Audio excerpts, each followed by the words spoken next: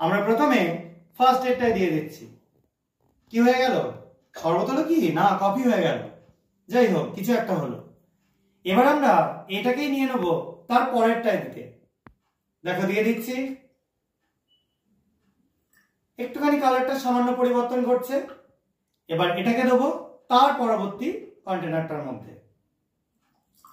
দেখো কি হয়ে গেল, একটা কমলা এই পিঙ্ক কালারের বা ভায়োলেট কালারের একটা মিক্সচার তৈরি হয়ে গেল।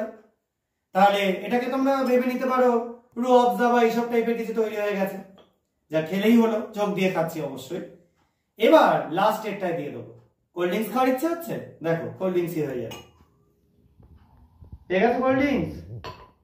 তাহলে এগুলোই হয়ে গেল আমাদের আজকে বিভিন্ন রকম সলিউশনের প্রিপারেশন, একদম রেডিমেড প্রিপারেশন। তো কেন হলো, কি জন্য হলো, এবার